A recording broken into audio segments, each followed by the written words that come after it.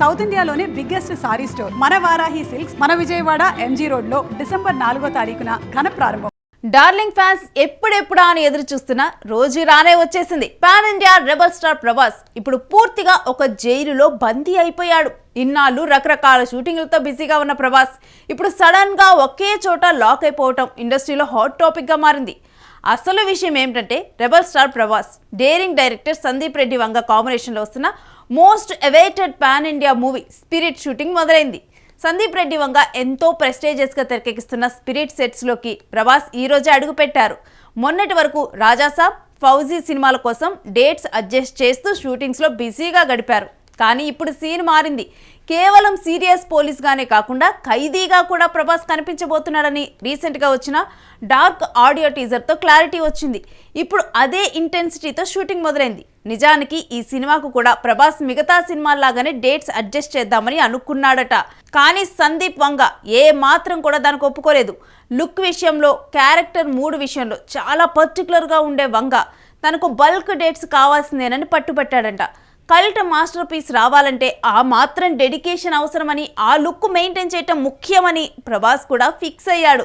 దీంతో మొత్తానికి Prabhas bulk dates ఇచ్చేసి సందీప్ వంగ జైల్లోకి ఎంట్రీ ఇచ్చేశాడు. ప్రభాస్ తన షెడ్యూల్లో భాగంగా డిసెంబర్ నెలాఖరు వరకు హైదరాబాద్లో తన క్యారెక్టర్కి సంబంధించిన సన్నివేశాలని పూర్తి చేసుకుంటారు. ఇక ఈ షెడ్యూల్ పూర్తయిన తర్వాత movie unit new year break తీసుకుంటుంది. ఇక న్యూ ఇయర్ బ్రేక్ అయిపోగానే స్పిరిట్ యూనిట్ అంతా కూడా ఫారెన్కి పోనుంది.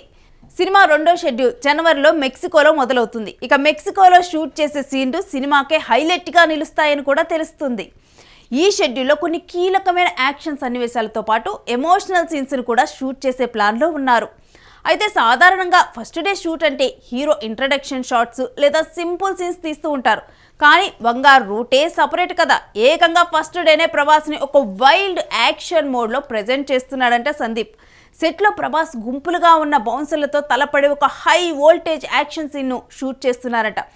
రా అండ్ రస్టిక్ యాక్షన్కు పెట్టింది పేరైన వంగ ప్రభాస్ కట్అవుట్ని వాడి ఈ ఫైట్ను నెక్స్ట్ లెవెల్లో డిజైన్ చేశాడని సమాచారం.